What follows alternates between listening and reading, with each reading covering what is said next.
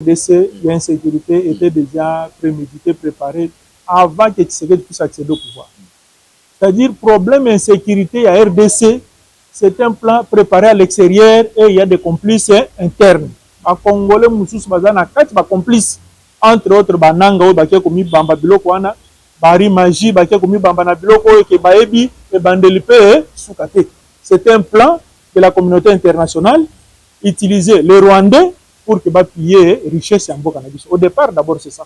Ce n'est pas un plan préparé par Tshisekedi. Tshisekedi a trouvé ce plan qui était sur la table, mais à Zako Bundamakasi pour que l'insécurité soit ici. Non, le ministre sortant, comme il bomba, mituka, comme il bomba bien, il y a la République, dans l'immédiat, avant que les journaux fonctionnent, que ces gens-là commencent à remettre d'abord les biens de la République. Au Moutounion, ça dit que non, na compte nae, ezali na mbongo à République, les deniers publics détournés, azongisa avec que la justice puisse prendre soin de lui. Vraiment. Le signe de temps, il sait que maintenant, le temps de capitalité est déjà passé. Maintenant, on devrait aller de l'avant et amener notre pays quelque part. Pour votre information, c'est lui, même s'il était candidat président de la République, a dit qu'il a le président. Espérons que dans le Sénégal, celui qui est passé président, c'était par une surprise. Que les gens ne s'attendaient pas. Constat devrait aussi nous créer aussi cette surprise qu'il allait aussi passer président. Qui allait douter maintenant que non, ceux qui vont voter qui est, c'était Tshisekedi qui l'a préparé pour que aller à président de la République. C'est pour te dire que non, il avait sa conviction, il était déterminé, il est au service de la nation.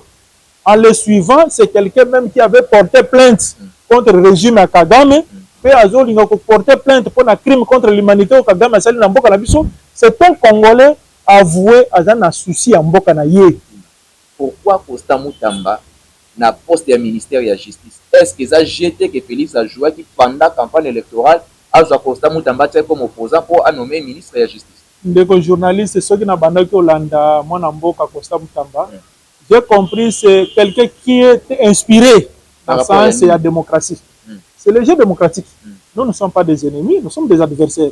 Il a joué son rôle. Celui qui était déterminé, il avait cru dans l'ex-FCC que non, le temps de Kabila était déjà passé. C'était le moment que Bao Batikala qui va se préparer pour une élection. Il y a un bandolo baké, bandolo FC Totika, Kabila est déjà dans les oubliettes, il est dans le passé. Biso Bao Totika le FCC, tout s'organiser pour une élection. Quand que Bachadari, Bagou Moussa qui tokokendete, il y a Zaki déterminé, c'était républicain. À Kepe na batéchnocrate, c'est-à-dire société civile les anakati. Opposition, les anakati, bapesi ministère clé au ministère de la Justice. Si l'excellence Constant Moutamba Azali, vraiment, que non, il sera influencé par ou telle personne. Mais moi,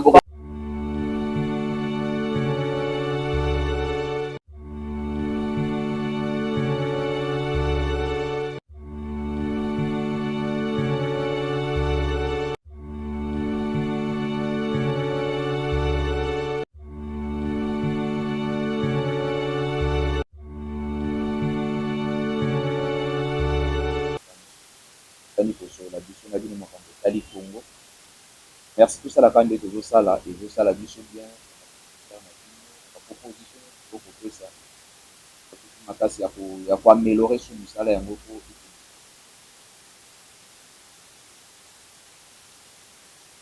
wana pona bilo comme tu as reçu cette Qatar merci de to yangi mona mboka Benjamin Kumba on ya président fédéral ya province ya Tchoko nazali résidé na Kinshasa et quand même assuré Dali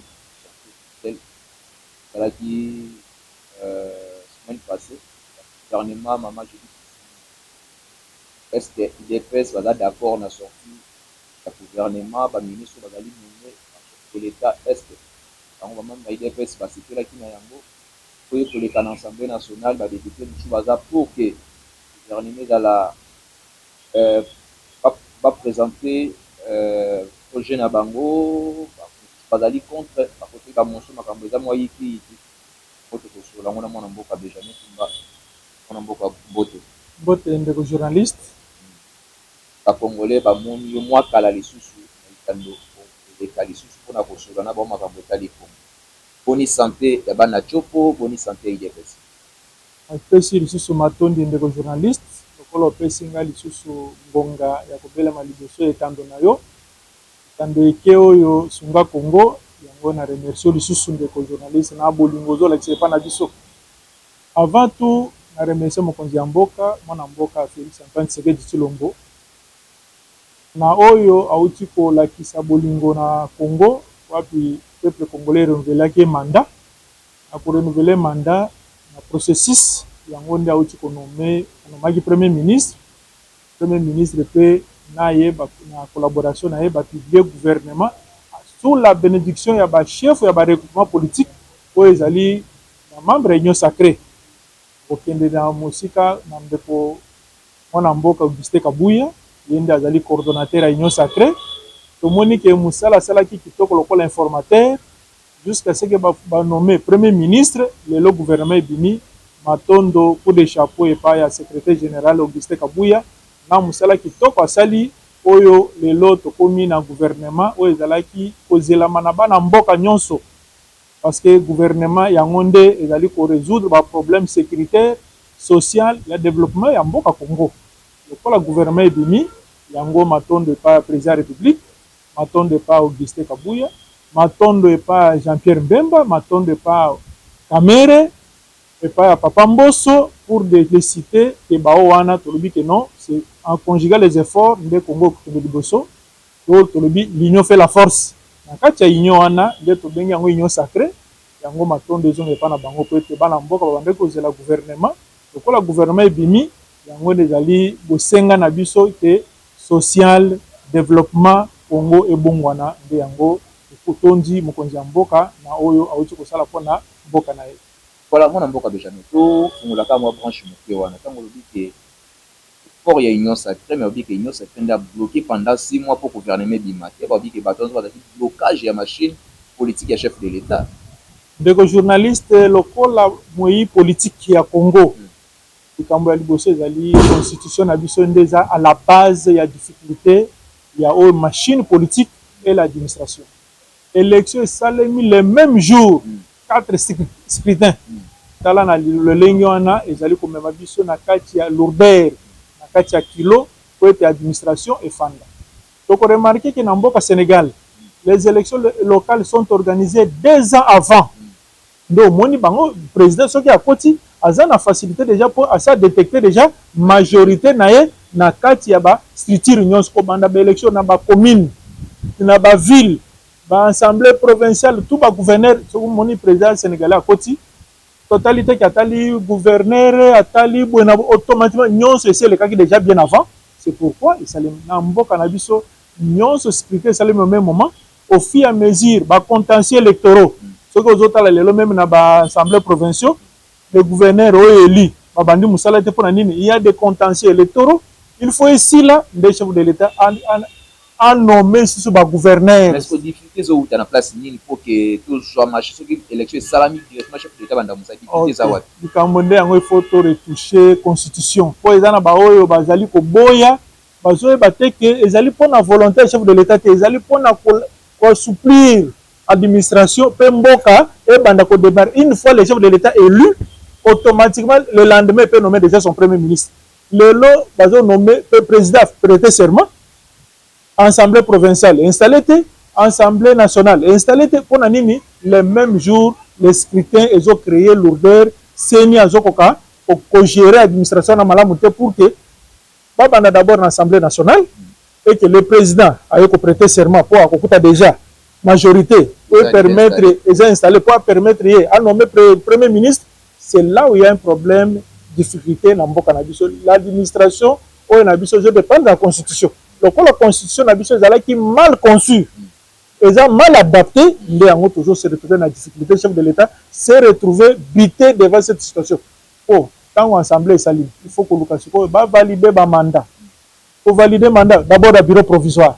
Pour qu'il y ait un bureau provisoire, pour qu'il y ait un bureau définitif. Il faut toujours règlement d'ordre intérieur. La bureaucratie et le kimingi par rapport à la constitution, il faut déjà retoucher la constitution. Les élections locales doivent se tenir 2 ans avant les élections. provincial et national. En plus, le chef de l'État doit être le dernier d'être élu pour qu'il permette déjà pour Makamunion sur le couloir, mais ça a relancé le gouvernement, a relancé Mboka. Mais moi, Mboka, CG et IDPS, moi, Mboka, AK47, Christian Kabouende va bien gagner IDPS.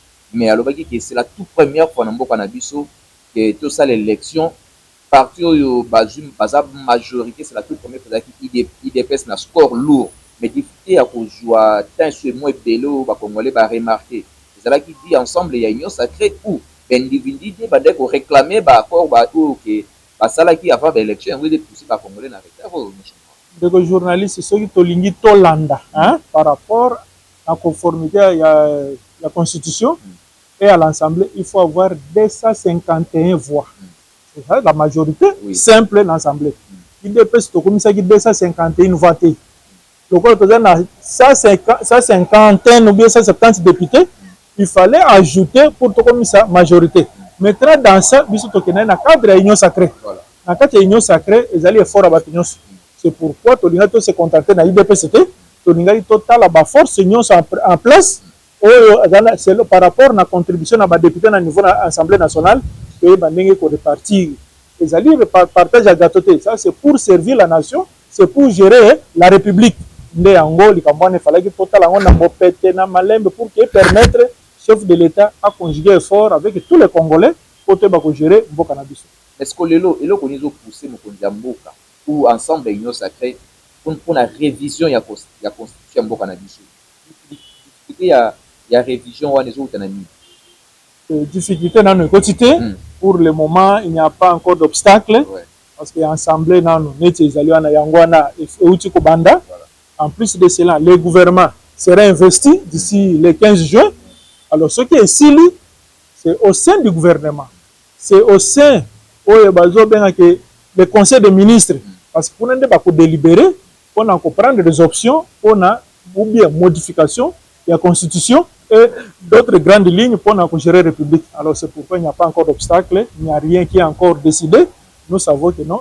Ce qui le gouvernement est Bandi Moussala, si parmi les priorités, pour assouplir je suis en Mboka, il faut retoucher la Constitution.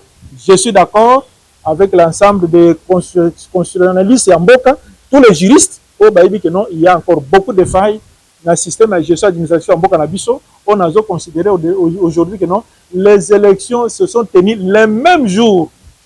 Vraiment, ça rendit la CENI la difficulté, il y a proclamer élection présidentielle, députation nationale, provinciale, ainsi que municipal et comment qui moi difficulté pour Kosopo et même jour travaux misala ne salema qui et créer que moi mindondo pour que il faut qu'on explique par scrutin pour publier non et gens qui paient moi temps yango zo senga tu dois assouplir va organiser les élections locales ou bien municipales 2 ans avant ou bien une année avant qu'il y a une députation provinciale et puis qu'il y a nationale et enfin élection présidentielle et à souka pour que le chef de l'État puisse bloquer sur la messe et permettre à nommer gouvernement sans beaucoup de difficultés. Voilà, Ezali Mboka Benjamin Tumba, président fédéral, il y a la province de Chopo, Azali resté dans la province de Kinshasa, et toujours passe, toujours canisser là, toujours au Kundo la Makanis, au Congolais, à Komitina, Azami placé à côté, ça n'a dit à nous, au Bino, au Congolais, au Kotina, distance sur les hommes. Est-ce que après 6 mois, sorti il y a un gouvernement Mamadou? En tant que Congolais politique, pour Tali Angona Michini, est-ce que le gouvernement Wana Ezali pour payer sa solution à la Congolais ou Ezali le gouvernement Moko, Congolais va espérer dans le Les journalistes, pour le moment, c'est le meilleur du gouvernement au Tokolo Babimisi. Donc, le gouvernement est bimi, ce qu'on remarque, plus de 40%, Ezali, nouveaux entrants. Personnalité dans d'autres crème moussous par rapport au gouvernement Samalukon. Je remercie maman Judith le la lié na chef de l'État collaborer babimisi le bisopé au des oiseaux rares au babimi na kacha gouvernement. Espérons c'est pour le bien-être du peuple congolais, c'est pour trouver le social pour aller au développement d'un gouvernement et malgré dans le contexte actuel insécurité à l'est de la République. et Kalamingite, tentative à coup d'état, il y a seulement Kachamboka Nabiso, alors ce gouvernement est les alliés de Bolam pour que le problème de sécurité en Boka et développement, c'est le gouvernement qui doit s'en fâcher pour que ne permettre que Boka et que Liboso vraiment Matondo, le chef de l'État, Matondo, na maman premier ministre, c'était le moment, c'est le moment propice que le peuple congolais attendait que sortir du gouvernement. Tout est liquide. Na bao ba nommé bango na kati ya gouvernement, to probate que on peut les placer confiance. Et ce sont des Congolais comme nous. Ce ne sont pas les meilleurs de tous les Congolais, mais c'est parmi les Congolais que le chef de l'État a jugé bon de collaborer avec. Le Premier ministre va collaborer avec Bango. C'est vraiment bonne chance. Et que tout est de Liboso, Nzambe asunga Bango, ba fungola boanya, ba tikao to kolobake lokola gouvernement le kaki Liboso sango ya mabe banda yo le kana détournement. Mo ana to koyoka na gouvernement oyote. Et to lobi susu mingi Matondo peut être chef de l'État qui est Moussika. Peut être se concentrer seulement dans l'union sacrée, à qui peut na technocrate, c'est-à-dire société civile les anakati, opposition les anakati, ba pesi ministère clé au ministère de la justice. Si l'excellence Constant Mutambane Tiazali, vraiment to kolobate que non, il sera influencé par ou telle personne. Mais moi,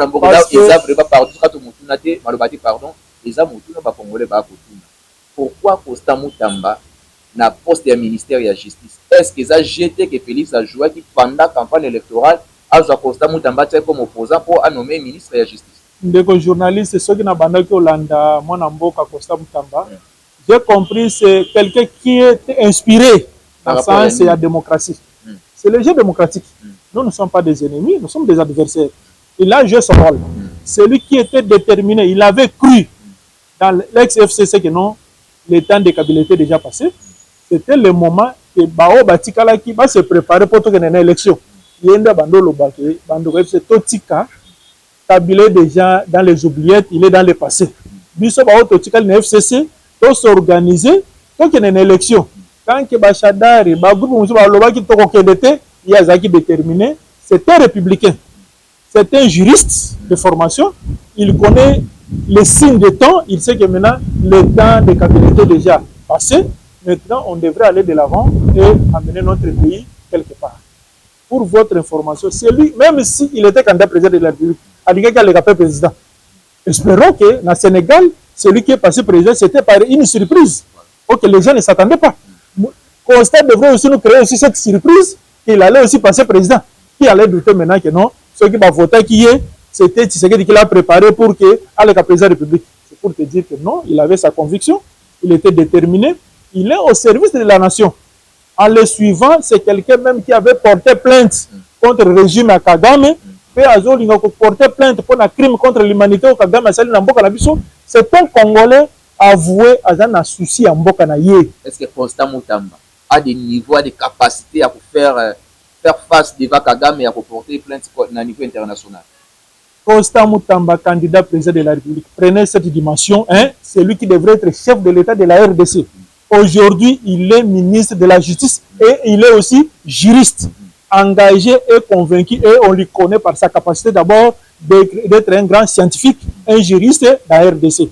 Présent Sénégal dans le ministère, moi je peux que souhaiter et puis n'a quoi encourager. Et là on a l'andaki ndeko Gilles Alengeti. Il y a lobby Mokonzambo Katuna Kaye à mettre de prise. Attends avec revolver à la tête, est-ce que tu seras capable de mener bien ta mission? Et il a rassuré au chef de l'État, je le ferai. C'est ensemble avec Constant Mutamba, je lui dis aussi d'avoir cette courage, de décourager tous les marfands au bazar en Bokanabis, au gouvernement, tous les chefs des entreprises au bazar qui se distinguent dans le mal, dans des détournements à deniers publics, ils doivent matraquer tout ce monde-là. Akanga Bango, chef de l'État, sera derrière lui et toute la population sera aussi derrière lui pour que tout décourager le mal. Etienne Tshisekedi, le fait docteur Etienne Tshisekedi nous avait dit, dans un état de droit, il faut décourager les vols, les détournements. Quand il y a le cas premier ministre en conférence des Nations Unies, c'est par un mot d'ordre à Pesaka. Bazong Sabilo Konyon Soya République Baïbaka, Bazong par une parole. Si Constant Mutamba veut aussi faire la même chose, comme Etienne le Père, parce que c'est le fils maison, il doit aussi dire que comme je suis ministre de justice, le gouvernement sortant, tous les biens de la République, parce que tu as déjà un soupçon, que non, le ministre sortant, comme il bomba, mituka, comme il bomba bien, il y a la République, dans l'immédiat, avant que les journal nous fonctionne, que ces gens-là commencent à remettre d'abord les biens de la République. Au Moutounion, ça dit que non, na compte naé, et allés dans Mbongo République, les deniers publics détournés, à Zongissa, avec que la justice puisse prendre soin de lui. Vraiment, je serai très flatté et je verrai que non, s'il a cet esprit, il va accompagner le chef de l'État dans sa vision. Voilà, moi, Namboka, les Congolais, moi, insécurité na dit que Jean-Pierre Bemba avec le ministère de la Défense ameki ko bunda simbi te même konza mboka vi alongo Jean-Pierre Bemba sous le ministère de la Justice boaki na transport. Est-ce que moto konza mboka te asali choix ya côté la biso na ministère de la Justice atana mesure na capacité ya ko pesa solution na sécurité ya Bakongo? Donc journaliste naïbi que le plan de la RDC d'insécurité était déjà prémédité, préparé avant que Tshisekedi puisse accéder au pouvoir. C'est-à-dire, problème d'insécurité à RDC, c'est un plan préparé à l'extérieur et il y a des complices internes. À Congolais, Moussous Bazana, 4 complices, entre autres, Bananga, Baké Komi Bamba Biloko Wana, Bari Maji, Baké Komi Bamba Nabiloko, et Baebi, et Bandelipe, Soukate. C'est un plan de la communauté internationale, utiliser les Rwandais pour que piller richesse en Bokanabis. Au départ, d'abord, c'est ça. Ce n'est pas un plan préparé par Tshisekedi. Tshisekedi a trouvé ce plan qui était sur la table, mais à Zako Bundamakas pour que l'insécurité soit ici. Je félicite aussi Guy Mwadjanvita, l'actuel ministre de la Défense, et je félicite aussi en passant le ministre de l'Intérieur, Maître Jacques Chaban. Je crois que Bangomi Balé, ceux qui vont se mettre au travail pour le moment, ce sont de vrais collaborateurs du chef de l'État. C'est-à-dire ce sont des ministères de souveraineté rattachés à la présidence où ils doivent travailler en collaboration avec les chefs de l'État. Vu ils ont la confiance des chefs de l'État, présentement, l'insécurité n'est pas là, les Congolais vont aspirer à être en paix. Souhait Nabiso, tout ça, la kimia, développement en Bokanabiso et Banda pour que je crois à celui que le chef de l'État a placé, Guy Vita, comme ministre de la Défense. Et je crois encore à Maître Jacques Chaban comme ministre de l'Intérieur, avec l'effort de tous les gouvernements et les gouverneurs de province, parce que tout se limiter en athée, parce que les gouverneurs de province, les administrateurs du territoire, les bourgmestres, tout le monde travaille pour l'intérêt de la population et de la République, sans oublier les services spéciaux, qui sont une machine au service du pouvoir pour bien matraquer l'ennemi au Union Soviétique Banguna et Mboka Nabiso, basé à la dénoncer tous les complots de gauche à droite. C'est avec la collaboration de la population. Bisognon surtout à la ouvert, Otomoni et Sika, Mbebe Zali, pour dénoncer pour que la République soit la sécurisée. Mais moi, je n'ai jamais dénoncer les mais mboso pe na Assemblée nationale na mandat passé autai ko dénoncer que ba député nyonso bozana ba groupe rebelle to yebi bino bo bima na ba groupe rebelle, mais jusqu'à présent kala ko mona te que place procureur général a sali eloko moko ke po abluka baluka moya ko traquer bato wana nyonso et l'équipe na silence pe sili de journalistes méthodologie complot ezali de l'extérieur na interne hein alobaki na ba congolais oyo bazana kati o bando collaborer. Ce qui ont remarqué que Bamoussou Baké ou Mibimisa, ou Babatamaki, on pensait même un président de la CENI, Corneille Nanga. Est-ce que Nanya Ibaki Corneille Nanga devrait être dans le plan diabolique avec l'extérieur pour que va déstabiliser Mboka, Mboka pour qu'il y ait ACP là. Au cas où Corneille Nanga, président de la CENI, qui sortait de la société civile, ou qui va proposer pour gagner la présidence CENI, c'est lui qui est maintenant acteur principal de la rébellion en Mboka Nabiso. Tu te rends compte que parmi eux, Nde Alobaki, Abi Botik.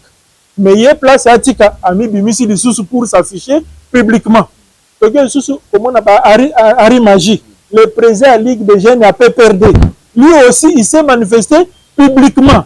C'est pour te dire qu'il y a eu d'abord la complicité interne et la complicité externe. Alors c'est pourquoi tu le dis. Oh, non, c'est pas pataki bangwana. Bah, bango batika. Service à renseignement déjà si mana bango de journaliste ko kanisa te que tango mboso lobby azalaki mwana muke, c'est un papa, c'est un sage, il a fait la politique depuis longtemps.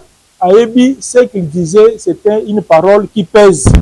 Les conséquences et kozala, on va matraquer pourquoi mon loi au monsieur Totiaki pour que permettre que non mutunyo sa kokutana na kati ya trahison peine capitale et ça a infligé à la contre ya ba congolo ba kozala ba collabo ya force extérieure o ba collabo pour na extension de osili sabana mboka na koboma bango tout ce monde crime nyonso et kozala toujours puni na RDC. Voilà, toujours sur la Congo na mona mboka Benjamin.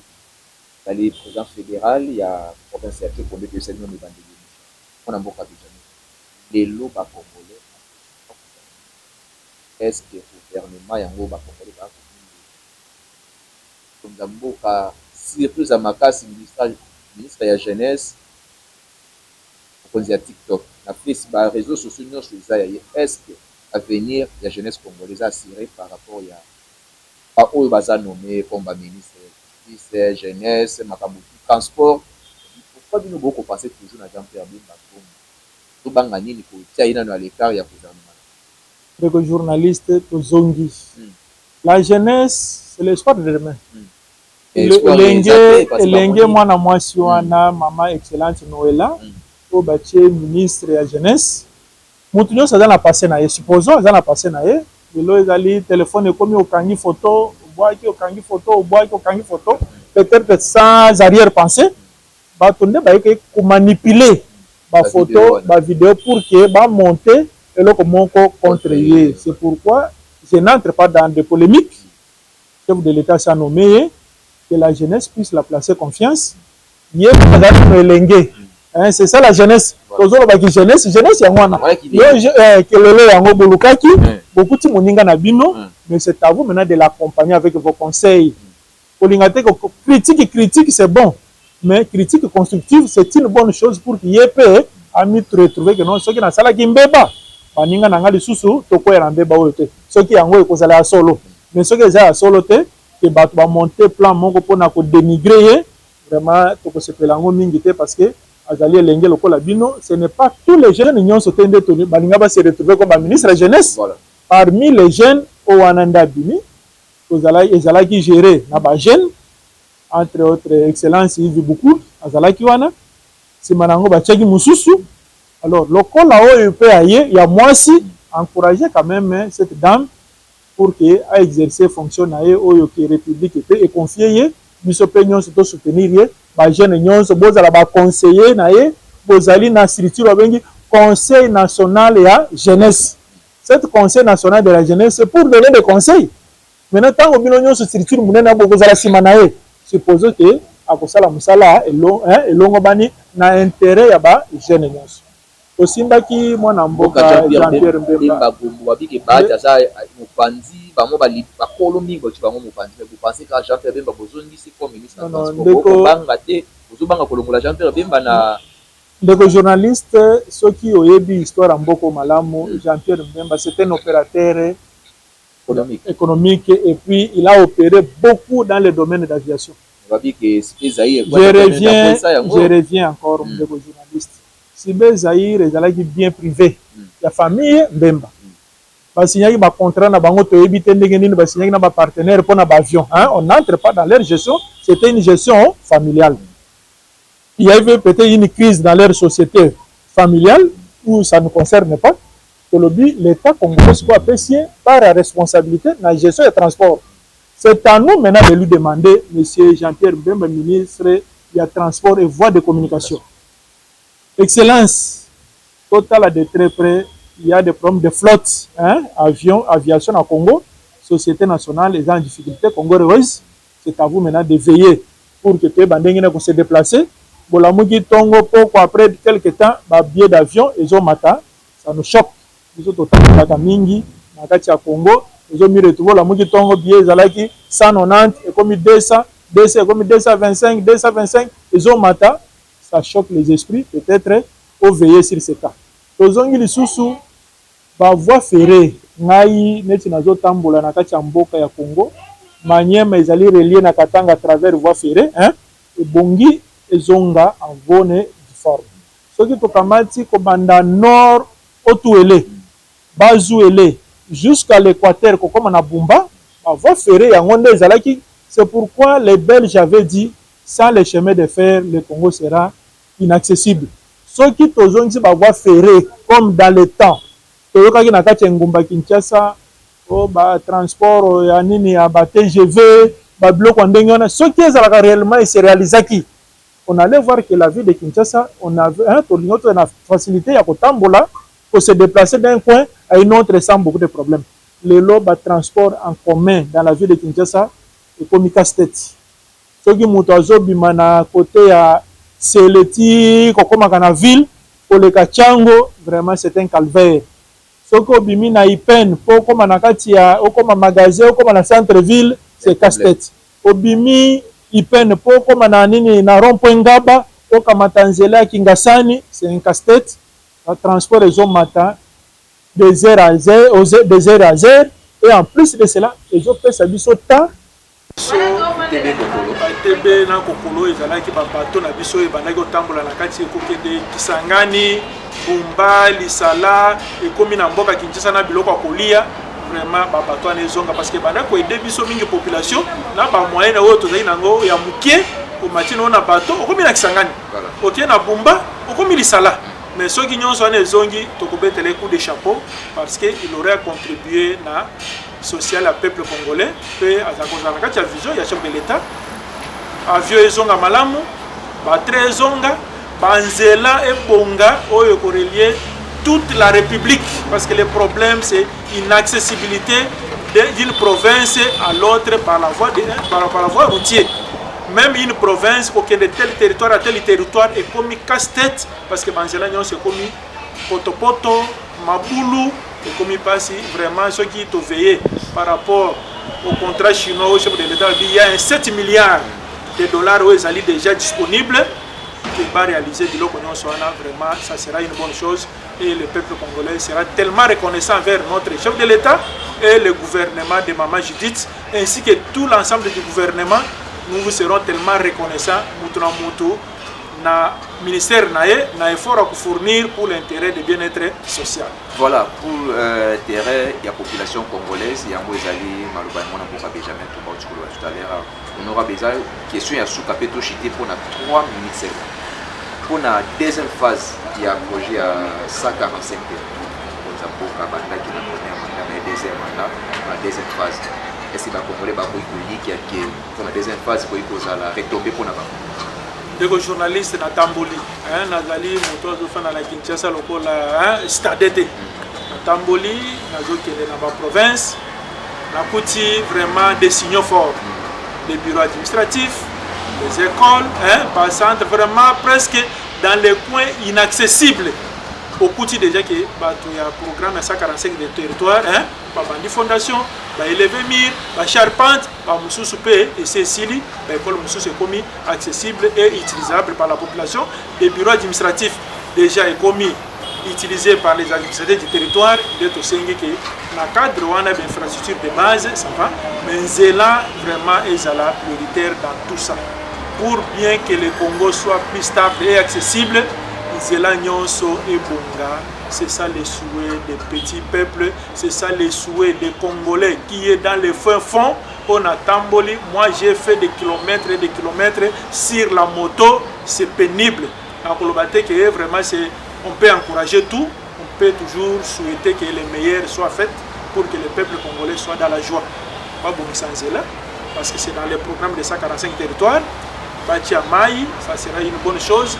L'outiliki et Monana, le Tolobi éducation, vraiment avec la gratuité au Tobandi et continuer à améliorer les conditions sociales et enseignants, ce qui est plus important, ce qui est enseignant, bien rémunéré pour remarquer que Bana Bakotanga paye Malamu sans beaucoup de problèmes. Alors j'encourage, j'ai la ferme conviction qui m'attendait Salema avec ce gouvernement, comme la maman était ministre à plan. Azana idée nyon soit un programme 145 territoires à booster encore le sous-plus les histoires iront de là-bas. Vraiment c'est ça notre souhait le plus ardent que le Congo a besoin, que le peuple congolais puisse jouir de la paix, de sécurité alimentaire confortable, des salaires et vraiment dignes d'un peuple congolais. Parents nyons sozo sala musala faut mériter salaire mongo décente pour qu'il prendre en charge famille naé. O nyons peut soutien à la jeunesse au baza kotanga pour lobby ba selisipe bazwa misala parce que au misala ezali et kokabiso nyons sote nous sommes des millions de Congolais qu'on encourage des initiatives privées de création d'emplois pour que permettre que dès que bana pe basilisi basala musala ezate que muto asilisi 40 ans 50 ans asala musala te a risque au kufa pe asali musala te mais ce que nous demandons à une création d'emplois. Chef de l'État bandaki la création de l'emploi par les jeunes. Vraiment ces programmes là puissent aller plus loin, pas que même si au niveau de territoire collectivité de secteur, ça sera une bonne chose parce que nous ce qui a créé na moi et que générer un bon dans chaque foyer pour que nous ça se prendre en charge. Vraiment je suis tellement flatté et que tu continuer les sources avec votre appui, il y a sensibilisation, tu accompagner le gouvernement Nabiso, tu l'embatté, tu vas toujours si ma ministre, si ma tata mon conseiller écolo, ben un cadre politique nous sommes basés pour soutenir le regroupement union sacré, va travailler pour l'intérêt du peuple congolais. Tu l'ongola ba intérêt personnel, tu peux t'enrichir aujourd'hui au tongi banda ko salime que impact sur la vie sociale de tout le monde, ça n'existe pas. Travailler pour l'intérêt. Tu as vu que le père fondateur, au Balita, pour l'indépendance à Congo, Lumumba, na Bakasavu, Batikaki, immeuble était pour la banane à Bango. Ce qui total le fait docteur Etienne Tsekedi, Bakiba Samaliba, Boakem, Batunyo Sana Batiki, immeuble était. Aujourd'hui, nous aussi, les jeunes, les enfants, Tolanda qui est là na bango, Toyaki, Tomenaki, pour s'enrichir, mais pour chercher le bien-être social, il y a peuple congolais. C'est ce que je peux donner comme conseil aux membres du gouvernement, tous à la Uni, Tolingamboka, et avoir l'amour du Congo et des Congolais entre nous. Tout sera facile pour nous et le pays va se développer. La paix, la tranquillité, le développement sera fort pour notre République. Voilà, tu es mon mboka Benjamin Tumba, tu sais nous Bandeli Kazali, président fédéral de la province de Tchoko. Tu besibino merci pe matondo la confiance na bozaki ibako ya kolanda biso pe bozaki biso na katikati azali président fédéral ya province ya Tchoko ya IDPS parti au pouvoir ya mon mboka Félix Antoine Tshisekedi Lombo ba kongola benga ka Fatibet. Mon mboka Benjamin Tumba, je commis presque à la fin ya entretien na biso. Un résumé na 3 secondes. Pour retenir comme message phare à Mokonzi Mboka, la IDPS et la fédération ya Tchoko. La première des choses, maintenant de pas non des journalistes, le col Sibiso Bongao et Potoloba, pour remercier Mokonzi Mboka, pour remercier Matondo, pour être l'autre comme un gouvernement république. En cas de gouvernement république, Biso peut tout sengi que le peuple congolais Biso nous toujours soutenir Bino, Bosala Musala na Bolingo, ya Bolinga Mboka na Biso. Yambalobo se distinguer dans le bien que dans le mal. Toyo Katsangote que tel a détournaki zali soni parce que pour la jeunesse na biso bazali placer biso confiance to gérer mboka yo soki okomi place o gérer mboka malamu bandi ko iba. Alors tu sais que l'amour du Congo doit dépasser les intérêts o ya biso privé na ba posa na biso. To sengi kimia izonga na mboka na biso que le ministre de la défense la sécurité vraiment va se mettre au travail. S'il faut aller dormir au front ensemble avec les militaires, je souhaiterais que le ministre de la Défense a kende kofanda na est jusqu'à ce que Bitumba et Kosila. Ministre de l'Intérieur, c'est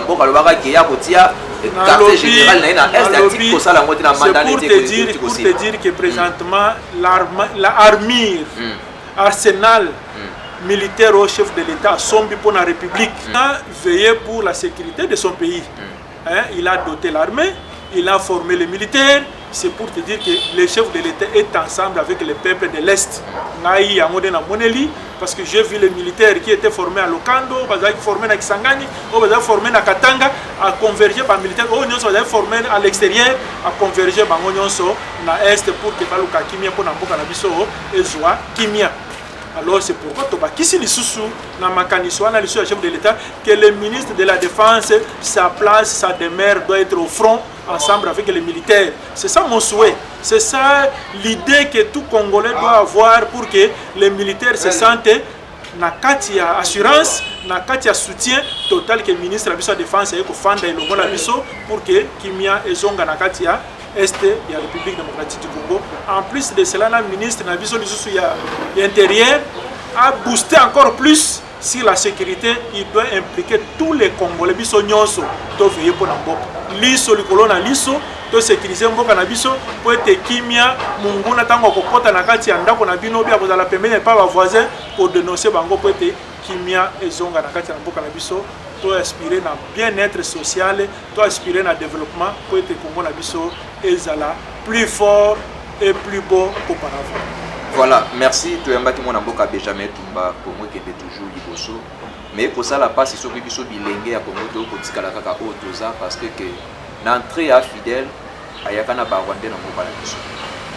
Ba Rwanda ko na bango na Congo ba sala effort ya koboma carte géographique ya mboka Congo. Mais ba Congolais ba ko bunda lolenge ni ya kosala ke to récupérer carte géographique. Mais ba meka ko beta li solo na ba utsulinga ka ba noko ba Belge, ba to pesa toute indépendance. Ba ko senga biso misolo. Mais tant que biso ba jeune Congolais to ko lala to ko rêver to tikali kaka na ba sentiment ya mokili. Lobi to kostuka Congo ekei to kotika la wapi. Parce que Rwanda a préparé na ba cartouche nyonso ya koluka ko récupérer mboka na biso koma ya bango. Surtout côté l'est. Là toujours prudent. Kaka nengo honorable au tikolo ba keli sur kola lisu. Toujours conscience biso bilenge ya Congo ya lelo po lobi eza ya biso. Lobi a préparer ngo lelo po lobi eza meilleur. Je dis que ceux qui kolon nzamba zongite to continuer toujours kosola pona Congo, to di que to sunga Congo, to sunga Congo lo lenge nini na makanisi ya malamu ya ko ma développement pe ko pesa susu makasi pe bwanya lisusu pona mboka Congo. Merci et à la prochaine.